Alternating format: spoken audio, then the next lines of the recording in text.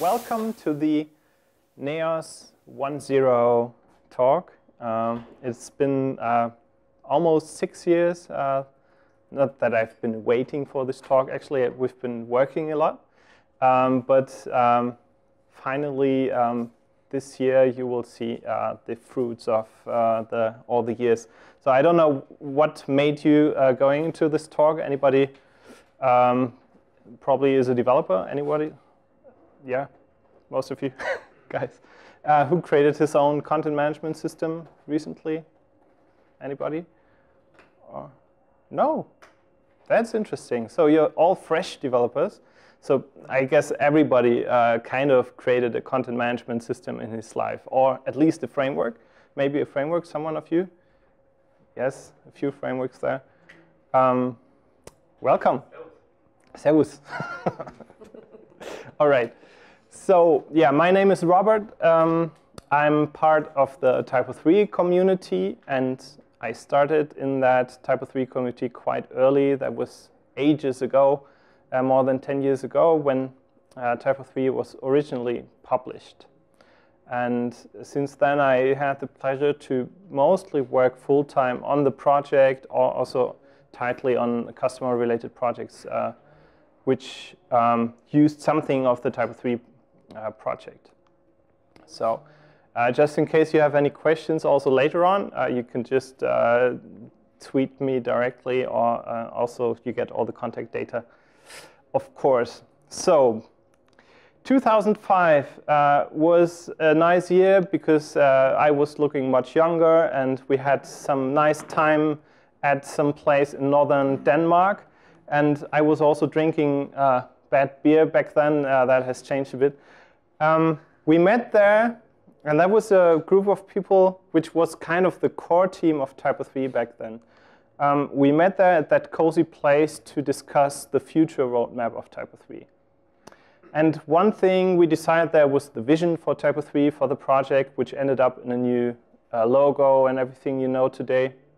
But also, we agreed on a roadmap for which contained something like NEOS. We didn't know that it would be a completely new thing, and we didn't know that we would create a new framework for it. But at least there, we got the plan, OK, we need a better architecture for TYPO3.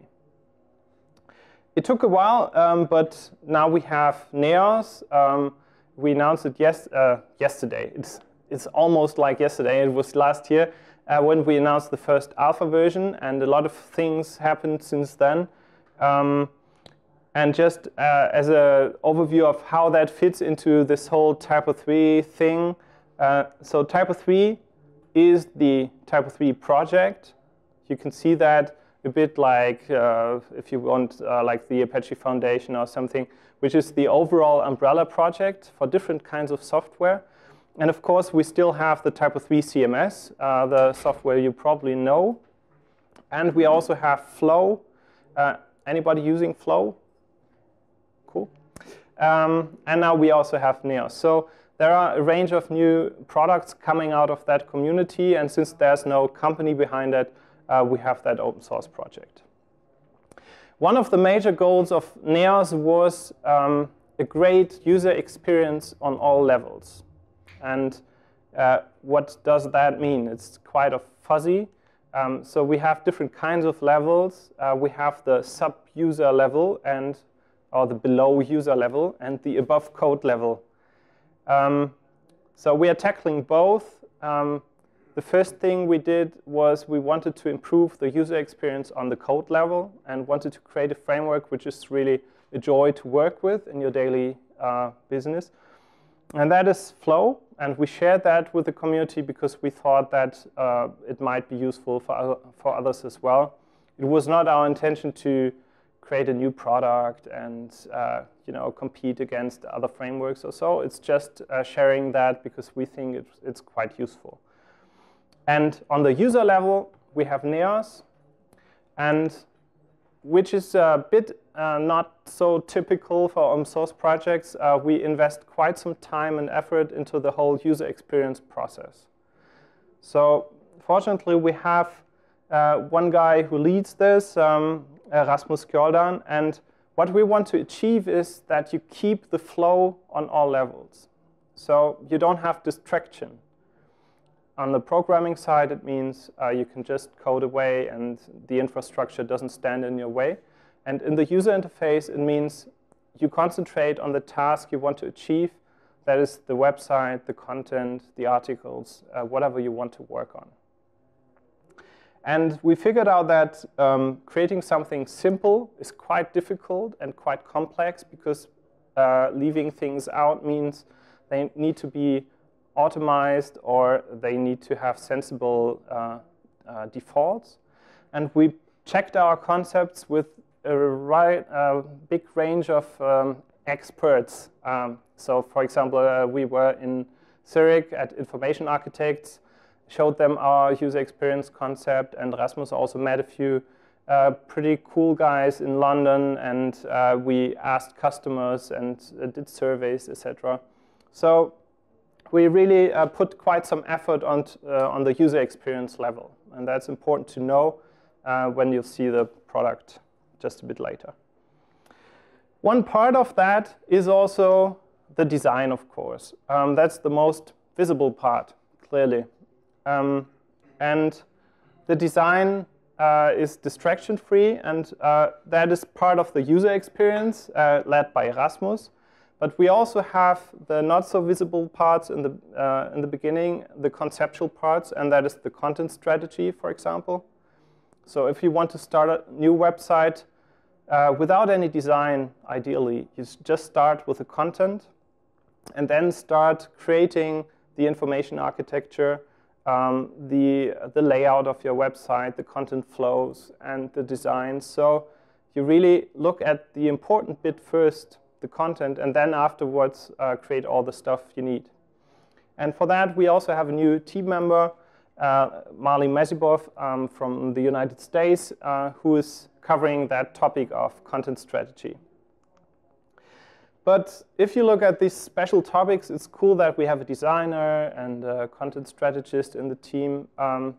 This won't work in the big scale for an open source project. The important bit is that actually everybody in the team is a user experience expert, because we're all users, but we tend to forget about it. The problem is that when you're developing, you're on such a detail level that you easily forget about the global picture.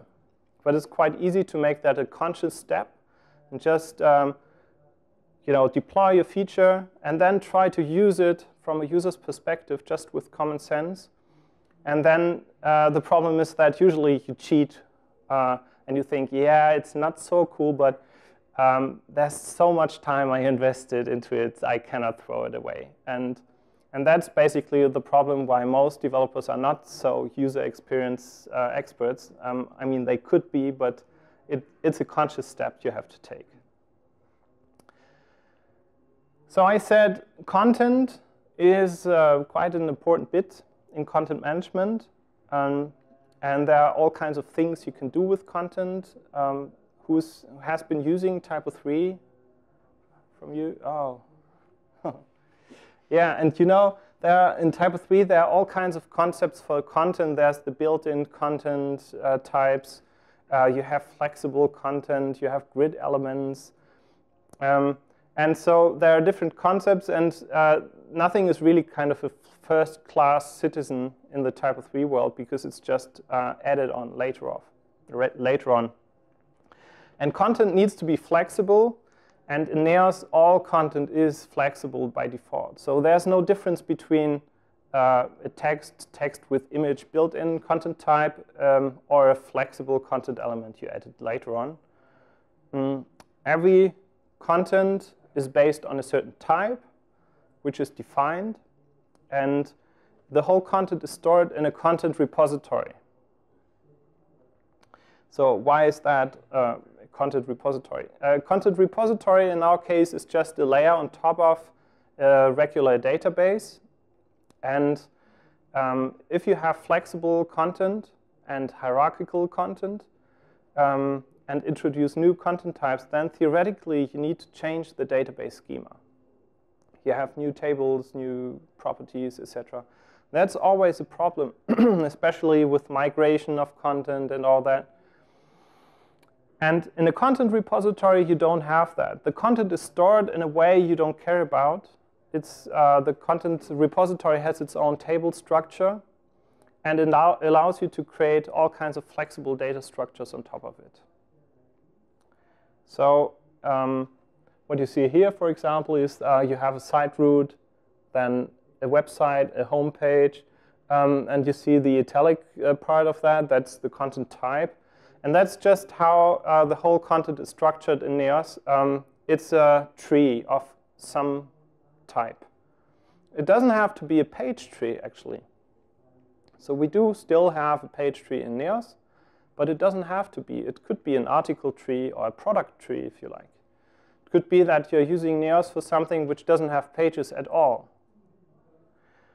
And that is very easy to do with a content repository, and you have some very nice and easy APIs on a PHP level to create new nodes, to define types, and to traverse through the content tree, etc.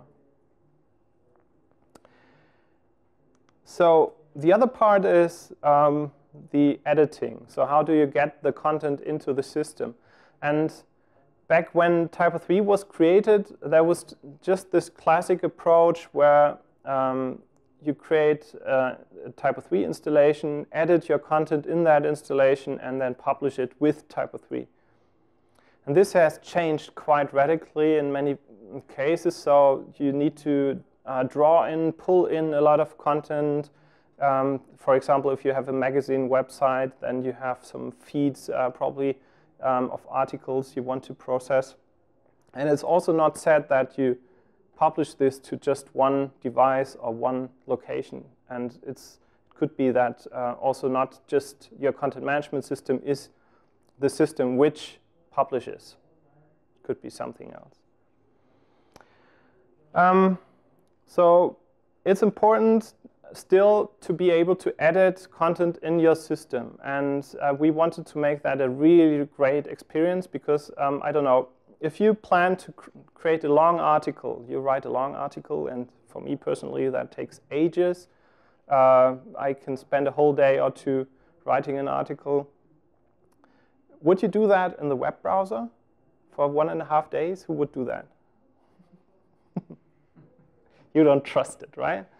And that happened too many times that you hit the wrong key and then the browser goes back and then the whole form is gone, etc. And we want that never to happen again. So the content editing experience must be safe and really nice to do, so you don't think about copy and paste in the first place. One problem with editing is the abstraction. So just take a look at this website here. And it has all kinds of different elements. It has a slider up there. It has different teasers and plugins. Now, what do you imagine? How does that look like in the backend in TYPO3? I won't be able to show you the whole backend because it won't fit. But this is a quarter of it from this page. It's just the left part, the upper left part. And it's not so bad. I mean, there are great tools you can use in TYPO3, grid elements or Templar Voila or some other extensions. And they all do a great job, but it has its limits. I mean, as soon as you have a complex page, you completely lose the overview, and you feel the urge to switch back and forth between front-end and back-end. So you write something, then you save, and then you go to the front-end again and check how it looks like. But I mean, we do have rich text editors, but sometimes they are a bit too rich. I mean, they give you all kinds of editing possibilities, like in Word, where you have these lots of the big toolbar with all the buttons. And the point is, I mean, a modern website shouldn't allow you to use all these styling methods, because the website should follow a certain design scheme, layout scheme. It shouldn't even allow you to set an image width or height for the uploaded images. I mean, that doesn't make sense anyway, because for responsive websites, which pixel width do you enter there? For which breakpoint and screen resolution? So these rich text editors are nice, but still you don't see the website which is behind it. You only see a fragment of the website. And the solution for that, theoretically, is in-place editing. So in-place editing just means you know, you go to that website here and just click on the part you want to edit, and then you just edit it where the content is. Sounds pretty logic. And this is also something which you don't really have to explain to someone. But there are lots of problems with that, and I'll tell you later, because other content management systems also tried that. Now, if you edit on the web page right away, what happens with all the typos and I mean, your work in progress shouldn't be visible to the live website. So in TYPO3, when you save something, it usually ends up in on the live website. We have workspaces as a concept in NEOS since the beginning. So for a couple of years, it's already in there. And that makes it much easier for us to implement it, because if you have it in your architecture from the beginning, it's easier to implement than if you add it on top of an existing content management system. You'll always work in your own personal workspace. So you'll never work on the live website. Actually, it's not possible at all. But you have a very easy way to publish your content to the live website. The easiest thing would be just you press the publish button.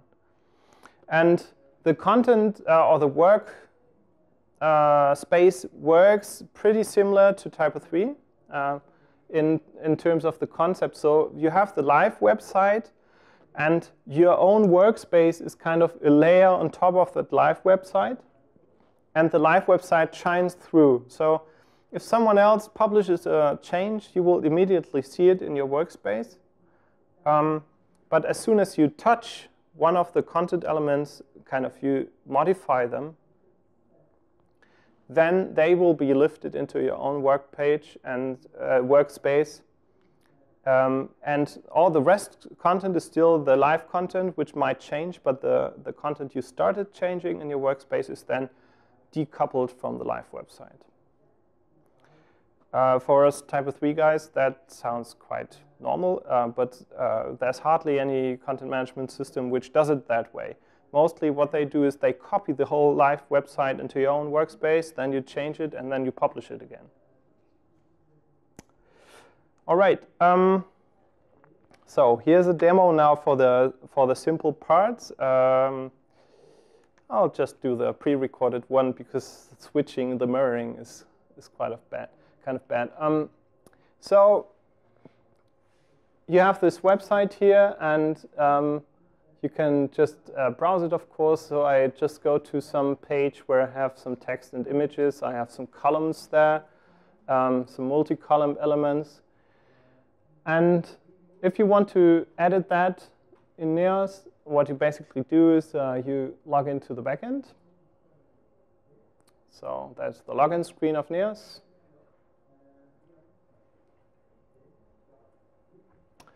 And then you basically end up at the same place where you've been. You just see that there's a small toolbar up there. And you can just click into the content you want to edit, just type something there. Unfortunately, this is an alpha version from last night. So there's a bit you see in the upper right corner, the saved stuff is behind some other text. That has been fixed today. But anyway, it's saved immediately. But if you switch to the live website, nothing really changed, because you're working in your own personal workspace. So if you publish it and then reload, then you see actually the change. It's quite easy. And the publish button can also trigger some other workflows if you like. For things which are not visible on the website, you have the inspector. So you see currently the page is in focus, where you can change the page title or the URL. So something like real URL is integrated in NEOS, but a bit easier to handle. So you can just change the website. I cannot stop right now because it's running, you know. But afterwards, you see that it now changes. And so I can publish that to the live website. And you see it also changes in the menu. One Drupal guy just asked me, but how do you change the menus items? How do you change them manually? Huh. It works. Funny question. So you see, you also have something like the template selector. You can choose from a different layout here, or choose a publication date when the page changes should be published, etc. Just the basic stuff. And that's available in the inspector. So and from there, you can actually collapse that again if you have very little space, like on this Beamer space here. And you have a navigate button up there, which shows you something like the page tree. But as I said, it could also be an article tree or product tree. And you can just use that to navigate, go to the different pages. You can, of course, also just use the website's navigation to go to your page.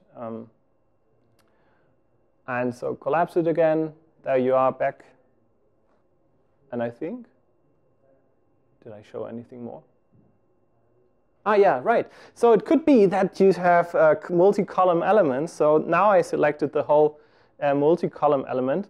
And sometimes it's difficult to navigate there. And for that, you have some additional tree, which shows you only the navigation from your current web page. So you can click there on the content collection for the first column, for the second column, etc.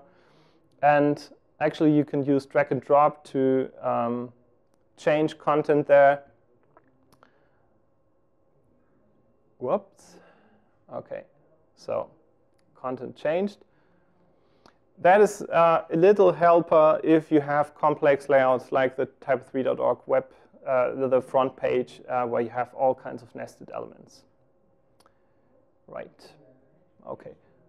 And also, we'll have modules. This is completely unstyled, but this is the workspaces module, you know, just to show, OK, there will be custom modules also you can have, and user management, all that.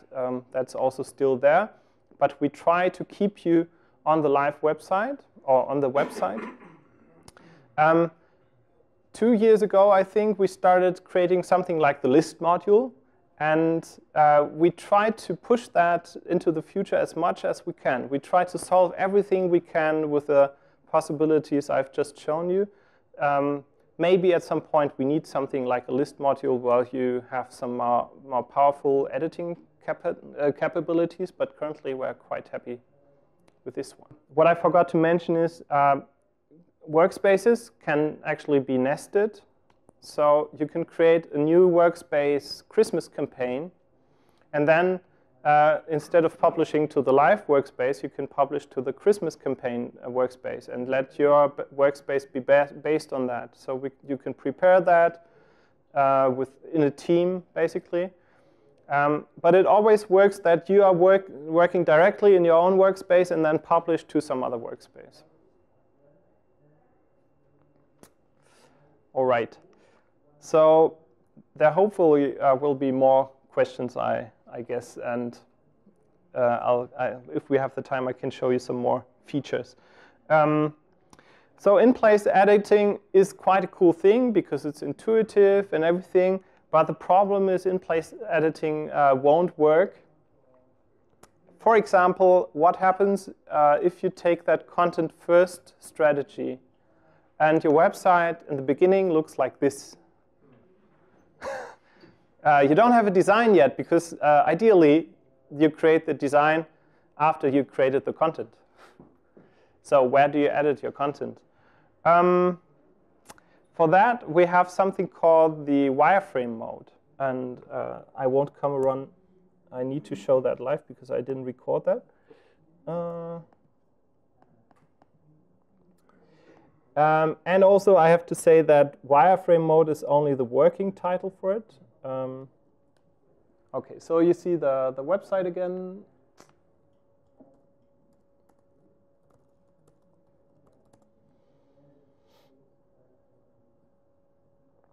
Let's say I'm on this page here, and I don't have a page template yet.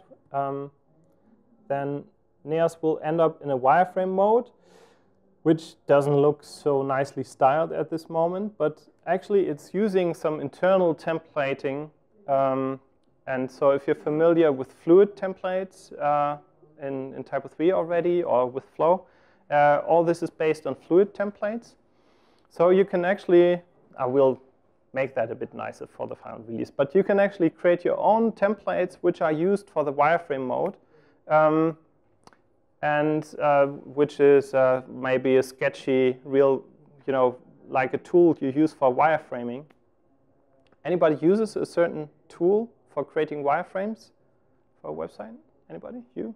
Yeah. I think it should be perfectly possible to use NEOS for that. Because you can just create a set of content types and have templates for that, and then just use an empty NEOS installation to start creating your layout, your content areas, then choose different color profiles for hot content and not so important content, etc. And actually, I could imagine that you use NEOS in a workshop with your customer for creating a prototype of the content structure of the website, just discussing things. Doesn't need to be used afterwards, but you could. So wireframe mode is just one of the things we plan in that regard. You see a few more editing modes. We actually have an integrator's guide. So if you go to docs.typo3.org, then this is pretty difficult to catch. There's your go-to version, latest, and then you get the latest version. And you see we have an integrator guide here. We have an integrator's cookbook where we collect all kinds of recipes we found, like how to render meta navigation, etc. So just a 30-second gimmick I want to show you. Here down below you have a footer, which should appear on every web page, right? And usually you make that a content element which is on a page in a hidden sys folder somewhere in TYPO3. This is just TypoScript, and I can just type here and go to a different page, and oops. And so it's still there. So that's the easiest thing for an editor, to have a universal footer for all pages. It's just, I think, 4 lines of TypoScript. And these things we also have in the cookbook. It's really important to see NEOS as a different product. So for many things, you won't need plugins, as I say. So I'm curious what kind of plugins will come up. People will come up. And also, they will come up with node types, for example, which they put into packages. So you share all kinds of node types. But I think it's not so critical for the community, because the transition has been much slower and over the years than, for example, now with Drupal 8 and Symfony. That's a real big clash, because Drupal had a completely different inner workings than Symfony has.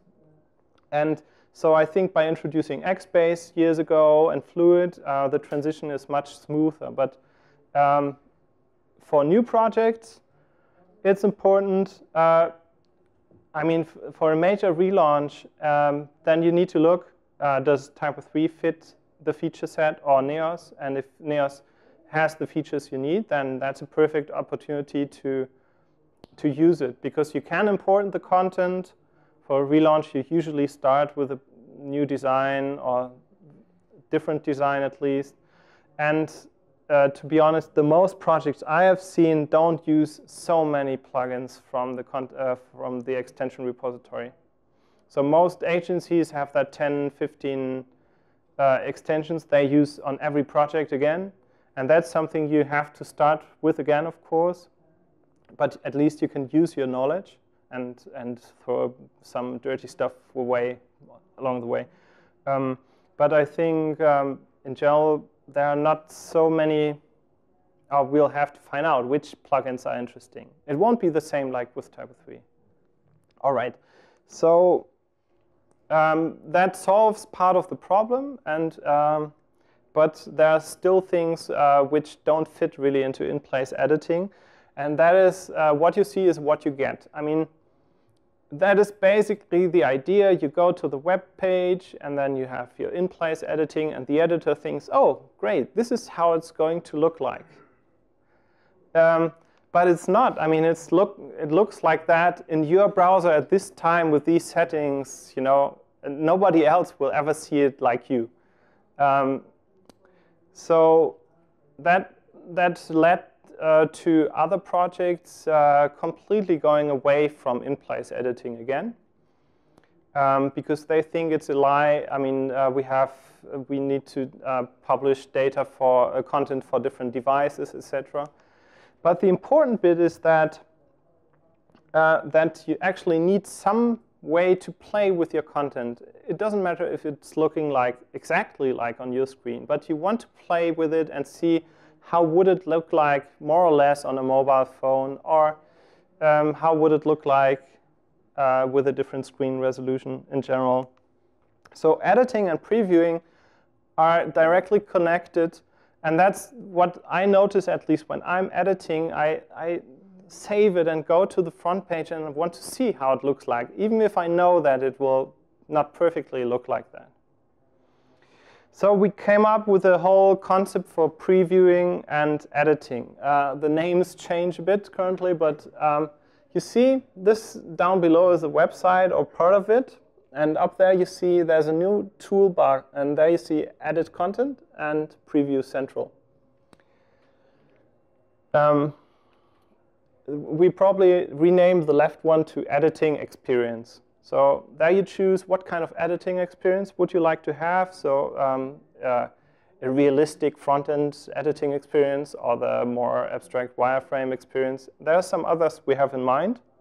And actually you can add your own. And the second part is the preview. So you can actually switch between editing and preview right away without switching the browser window. And currently I have the desktop, tablet, mobile, search. You can create anything you want there. For example, search. I don't know if you ever figured, OK, so I added all this metadata to my article, but how will it look like in Google? And you just click on the search preview, and then you see your current web page. Oh, yeah, this is how it would Google would compile the data into some output. And there are lots of more devices and things you could integrate. I mean, this little printer, for example. But we think that this concept of switching between editing and preview is quite powerful, and also that you need different editing modes. So that was much about the conceptual part. You also want to see some code, I guess. Maybe want to see how powerful that actually is. One thing I mentioned is that the whole content is stored in a content repository. That is quite abstract. It has nodes, and some of them can be pages, some can be headlines, etc. And we have a schema for these nodes, and that is called a node type. Quite simple. So the page just is defined by the page node type. And this is how you define a node type. So you see at the right-hand side something the inspector would show for a new node type chapter of a book. And on the left-hand side, you see the YAML, which would be necessary to define this. Currently, it's just a YAML configuration you add, but we can easily create a user interface on top of that, which would even allow editors to create their own new content types. But the nice thing is, this is all which is necessary. There is no PHP code added to it. I mean, I like PHP a lot, but if it's not necessary, I can also live with configuration. And just by defining the properties and how they should look like in the UI is sufficient. There's no SQL you need to add etc. One other example is from my website. I'm running my blog with Neos, and in the beginning it was a flow-based plugin. So now it's a content type. So instead of a page, I just have a blog node type where I can set the publication date, of course, and the title, etc. And I can use regular content elements for my blog posts, clearly. And the comments are actually content types as well. So instead of creating a plugin which would enable you to create comments, I just created a new content element type. And the form which would send your comment is basically sending a post request on a REST service which creates a new node of type comment. It just has this special policy that you don't need to be logged in to do that. And also listing the latest post and showing the latest, biggest post in a different way is just a matter of querying your content repository, and you won't need a plugin for that. But you need TypoScript. So TypoScript is still there. We completely rewrote the parser. It's now object-oriented. It is very consistent, and it got much more powerful, but also easy to learn, I think. Anyway, it's important to know the role of TypoScript, because TypoScript in history has been used for all kinds of things, for configuration, for templating, for as a model, for all kinds of interesting stuff. In Neos, TypoScript is basically a presentation model. So what does that mean? You have your templates, your fluid templates, which have all the markup. You have your page template based on fluid. But also every content element, every content type has a fluid template. There's no HTML code in the Neos core. It's all in fluid templates. And on the other hand, you have the content repository. And in between, you need something which prepares the data and puts it into the fluid templates. And that is TypoScript. So as an example, on a home page, you have this kind of teaser, from a magazine, and there's a content management section. And this teaser is supposed to show you the latest article of a certain subsection, and that could be a nested tree. So below content management, maybe you have open source and not so powerful systems, etc. And you want to have the first image of that article, even if it's maybe used later on in the article. You want to have the headline, and you want to have the first blob of text, and of course crop that after a certain amount of characters, and not in the middle of a word. So what you would do in Neos is you don't create a plugin for that. You create a new content type, and you say this is a highlight teaser, for example. And for the editor in the backend, he would see this inspector here, and that's a selector box where you can choose the section, content management, gadgets, coffee, whatever. And then the teaser will show the latest article from that section. So that would be the user experience. And now I'm going to show you the TypoScript of that. So this needs a bit of explanation, but it's quite powerful. So first of all, you see in line 2, we define a prototype. So TypoScript is now prototypical. That means in PHP you have classes and objects. But every time you create an instance of a class, so every time you create an object, it would be nice if you could set some default values. This is basically what you achieve with a prototype. So you say, the template, that is kind of the PHP class. And a PHP class of template, or an object of template has a certain default setup. And I copy that to a new prototype, and I call that teaser.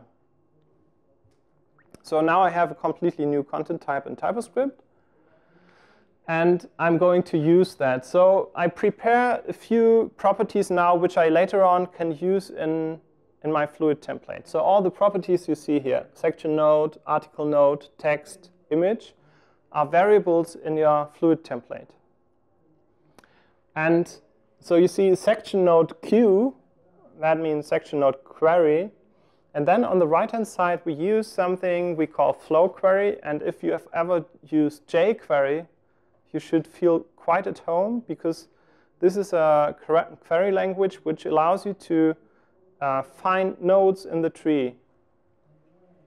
So in this case, I say, OK, start a query at the site node. That's the uppermost node.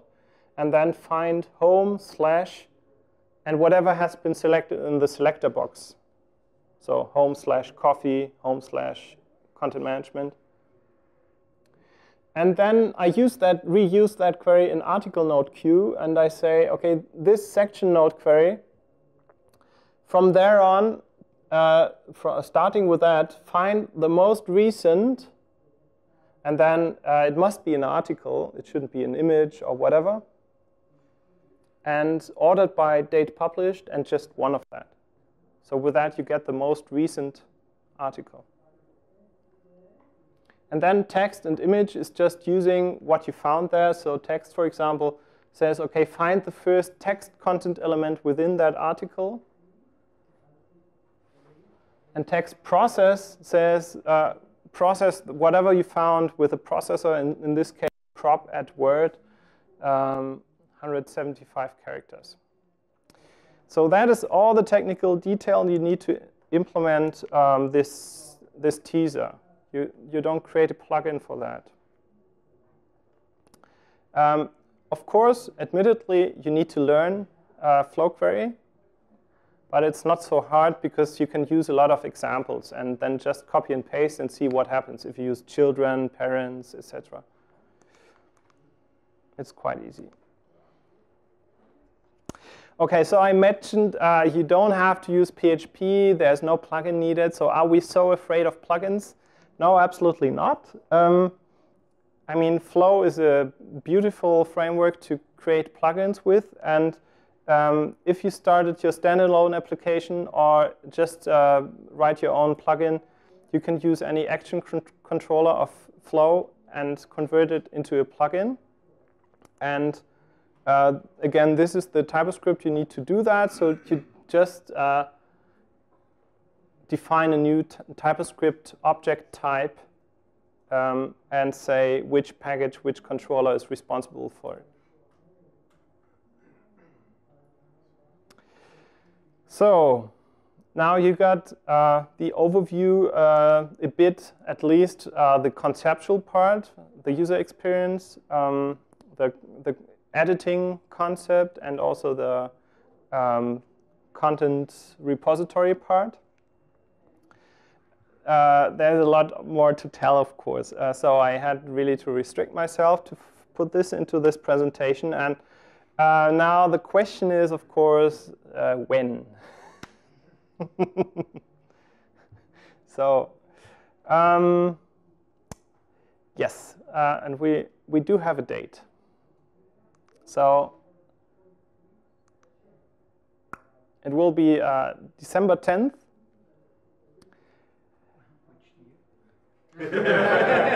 Very good. And so I say tentative dates because quality decides. That's pretty clear. But currently, it looks very good. We have some stability issues in the user interface part, and JavaScript bugs, etc. But we'll publish the first beta release on November 12th. which is quite soon. And then 2 weeks later, we plan to have a second beta release where we add some parts of the media management, which, by the way, I didn't show at all. And yeah, so we're quite confident that it will be December 10th, also because I have a customer project currently running which has a launch date before that. So if you want to try what I've just shown you, of course, you can download NEOS. We'll publish alpha release today, another one, alpha 7. But you can also try alpha 6. And the easiest way to do that without installing it is currently to just go to launcher.com, enter your email address, and then you get a free virtual server with NEOS pre-installed. So you can just click around a bit. And yeah, if you have any questions later on, I'm very happy to answer that, also to show you some other stuff you might want to see. And for now, I say thank you for listening.